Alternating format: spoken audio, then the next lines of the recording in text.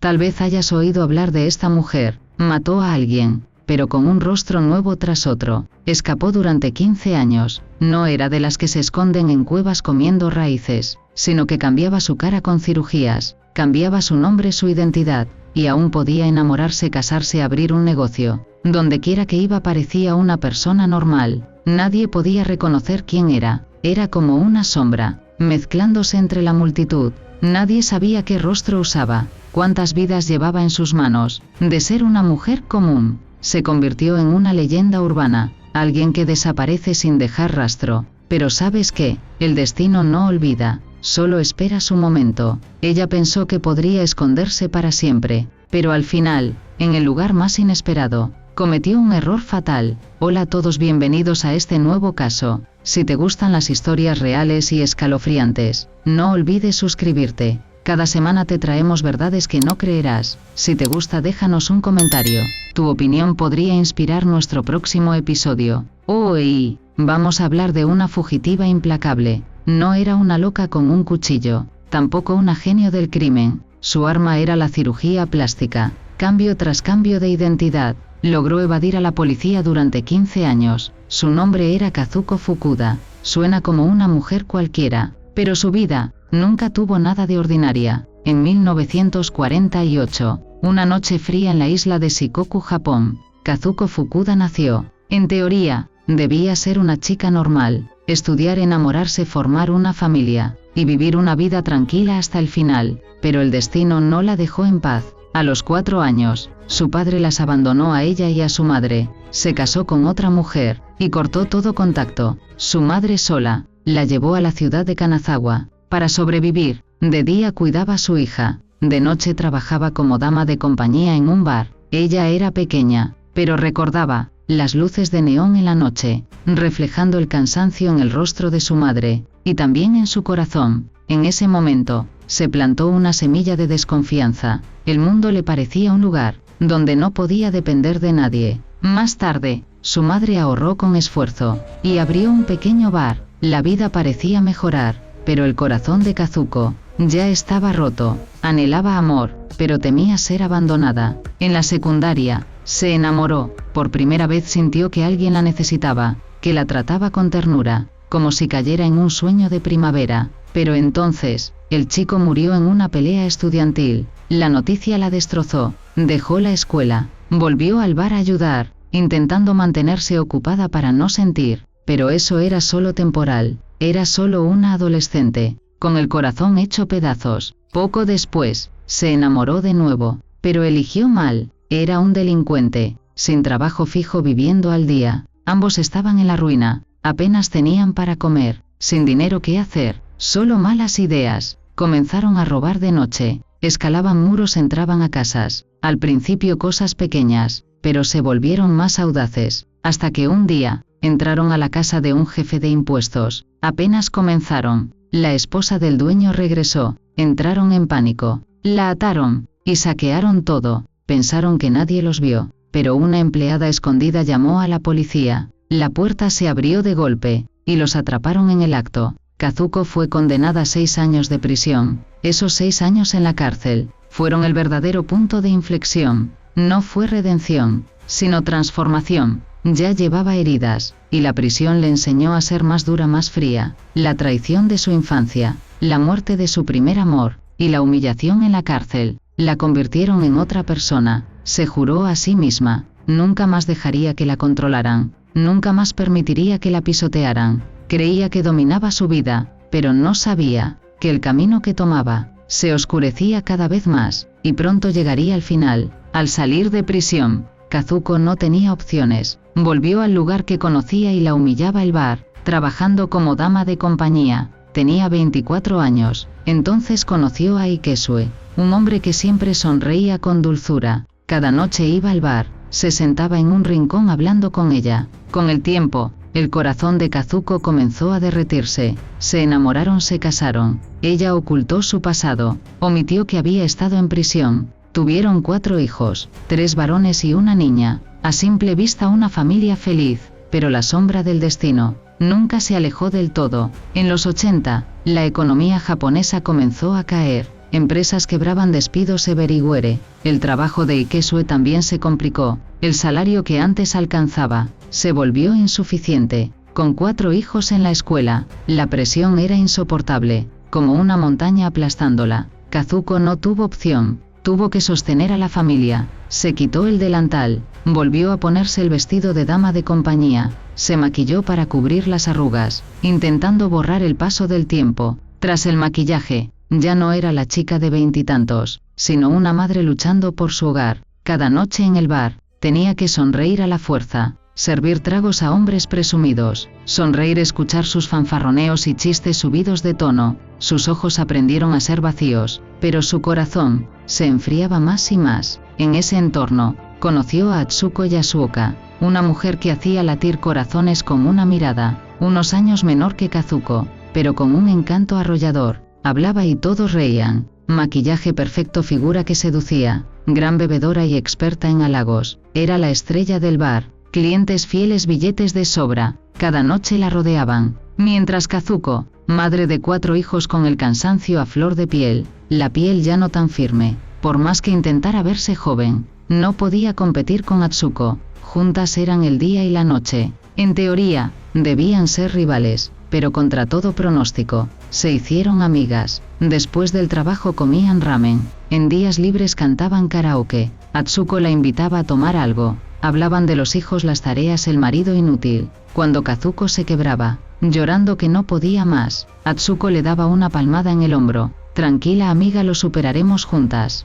En ese momento, Kazuko la veía como familia, alguien con quien desahogarse, a quien escribirle de madrugada, estoy agotada, pero nadie imaginó que esa amiga sería la chispa que cambiaría su destino. El 29 de agosto de 1982, Kazuko no pudo más. Sus 4 hijos enfermos uno tras otro, la escuela reclamando pagos, el casero tocando la puerta por la renta, en la nevera solo 2 huevos, estaba al borde del colapso. Pensó en Atsuko, la amiga que decía, cuenta conmigo. Reunió valor, fue a su casa, y humillada pidió prestado. Esperaba que Atsuko la ayudara, que tomara su mano y dijera, no te preocupes, pero Atsuko solo sonrió leve, negó con la cabeza. Últimamente ando corta, voy a abrir un negocio. Palabras amables, pero con un toque de distancia. Los ojos de Kazuko recorrieron la sala. Un bolso de marca, perfume caro, electrodomésticos nuevos. En un instante sintió, Atsuko no estaba sin dinero, simplemente no quería ayudar, como si quisiera mostrarle, esto no es para ti. En ese momento, su cabeza ardió, la rabia la consumió. Era como volver a esa noche nevada, esperando a su padre en la calle, y verlo irse con otra mujer. Esa sensación de abandono, de desprecio, explotó. No pudo contenerse, su mente se nubló, no veía nada, solo el fuego en su pecho. En un segundo, su mano tomó una cinta que Atsuko había dejado en la mesa. Con toda su fuerza, la enrolló en el cuello de Atsuko. No recuerda cuánto tiempo apretó, solo que Atsuko luchaba, con los ojos desorbitados, la boca abierta sin sonido. Y luego, poco a poco se detuvo, poco a poco dejó de moverse, soltó la cinta. Atsuko yacía en el suelo, inmóvil. El piso solo tenía ese cuerpo aún tibio, y Kazuko allí, respirando con calma, sin pánico, sin lágrimas, sin huir, como si solo hubiera derramado un vaso de agua. Miró a Atsuko, caminó a la cocina, se lavó la cara, volvió a la sala, tomó el teléfono, y marcó un número conocido. Soy yo, ven rápido. Ikesue al otro lado, no esperaba esa llamada, pensó que alguien la había lastimado, o que estaba de mal humor, pero al llegar, quedó petrificado. Atsuko en el suelo, pálida, con la cinta aún en el cuello, un silencio mortal, sus piernas temblaron, casi cae de rodillas, con la voz rota, solo dijo, no Kazuko, tienes que entregarte, pero ella negó con la cabeza, con un susurro, no volveré ahí, estuve 6 años en ese lugar, no es para humanos. Sus ojos eran fríos como piedra. Al final, Ikesue decidió ayudarla. Metieron el cuerpo en el auto, tomaron las joyas y el dinero de Atsuko, escenificaron un robo, y dejaron el cuerpo en un bosque fuera de la ciudad. 3 días después, una colega reportó la desaparición. La policía entró a la casa, no había signos de lucha, pero todo lo valioso había desaparecido. Un vecino dijo que ese día vio un camión frente a la casa y anotó la matrícula. Rastrearon al dueño, que dijo que lo había prestado a una pariente llamada Kazuko Fukuda. La policía fue a su casa, pero ella ya no estaba, solo quedaba Ikesue. Lo interrogaron y finalmente confesó todo. Encontraron el cuerpo de Atsuko en el bosque. La autopsia confirmó estrangulamiento. Kazuko Fukuda era ahora la fugitiva número 1. Huyó a Osaka, usó la libreta y el sello de Atsuko, sacó 590.000 yenes. Con eso y algo de efectivo, pudo empezar su escape. Al quinto día, llamó a casa. Ikesue contestó, le suplicó que se entregara, pero Kazuko no dijo dónde estaba, solo cuida a los niños, y colgó. Esa llamada reveló su ubicación aproximada, en Shinjuku, Tokio, una cabina telefónica bajo una luz ámbar. Cuando la policía llegó,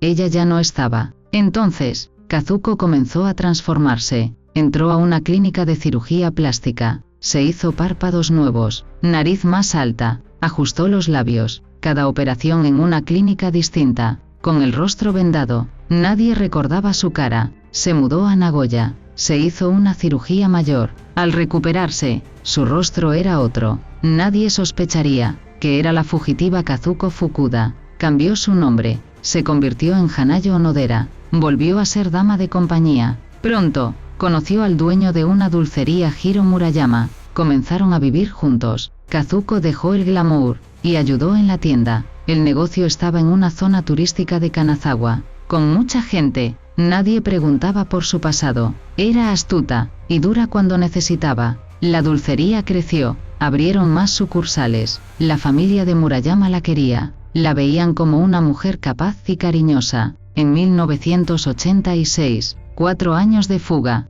Kazuko extrañaba a sus hijos. Arriesgándose escribió una carta. Pidió a su hijo mayor que viniera a ayudar en la tienda, pero el destino jugó en su contra. El chico tuvo un accidente de auto. En el hospital, su identidad salió a la luz. Murayama revisó su documento y descubrió que era hijo de Kazuko Fukuda. Algo no cuadraba. Murayama ya sospechaba, porque Kazuko nunca quiso casarse legalmente. Le contó a su prima. Ella, en una reunión, miró a Kazuko y le pareció familiar, como la fugitiva de los carteles. La invitó a su casa al día siguiente. Kazuko sintió el peligro y declinó la invitación. La prima estaba segura. Llamó a la policía. Llegaron, pero al ver ese rostro desconocido, nadie la reconoció. Ella mantuvo la calma, despachó a los policías y escapó en bicicleta. La policía confirmó su identidad por el hijo, pero ella ya estaba en un tren, desaparecida otra vez. Los días siguientes, recorrió Japón,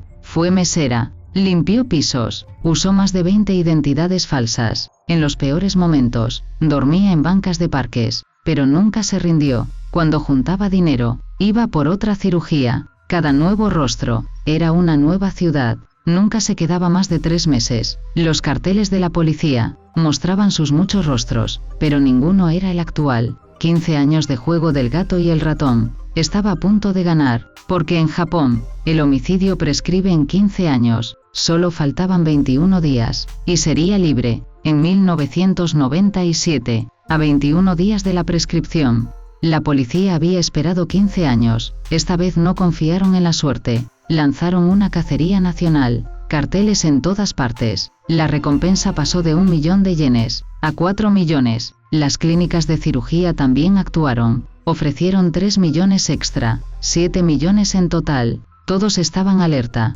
Cualquier mujer sospechosa podía ser la clave para hacerse rico. Esa noche, Kazuko entró a un pequeño restaurante, donde ya era cliente habitual. El dueño estaba acostumbrado a ella. Ella bajó la guardia, pensando que tal vez lo había logrado. Se sentó, pidió sus cacahuates favoritos, y por excepción sake. Bebió y charló con el dueño, quizá por el alcohol, o por sentirse segura. Bromeó. Oye, ¿sabes que algunos dicen que me parezco a esa fugitiva Kazuko Fukuda? Y río. ¿Por qué no tomas mi vaso y lo llevas a la policía a ver si soy yo? Esa sonrisa fue su perdición. El dueño se quedó helado. En realidad ya sospechaba. Sus ojos, su voz, se parecían a los del cartel, pero ella venía a diario. Sonreía con naturalidad. No parecía una fugitiva. Esas palabras lo decidieron. Guardó el vaso que ella usó, y llamó a la policía. En ese momento, Kazuko pareció intuir algo. Miró al dueño. Su tono cambió. «¿Estás dudando de mi verdad? ¿Llamaste a la policía?» El dueño sonrió nervioso. Bromeó de vuelta. «Tú lo dijiste primero». Pero ella sabía. Todo había terminado. Antes de que pudiera levantarse, el restaurante estaba rodeado. Dio un paso afuera, sin decir una palabra. Varios policías la derribaron. En ese instante, luchó un poco, pero en sus ojos, había una desesperación absoluta. El 18 de agosto de 1997, a solo 11 horas de la prescripción, la policía trabajó sin descanso, reunió las pruebas de 15 años, las presentó al juzgado, y cerró el caso. 2 años después, el 15 de mayo de 1999, el tribunal dictó sentencia. Kazuko Fukuda culpable de homicidio, condenada a cadena perpetua. No apeló, no dijo nada en su defensa. En esa sala sofocante, solo bajó la cabeza, silenciosa por largo rato, como si al fin soltara una carga de 15 años. 6 años después, el 27 de mayo de 2005, Kazuko se desmayó en prisión. Los médicos diagnosticaron cáncer. Pese a los esfuerzos, no sobrevivió.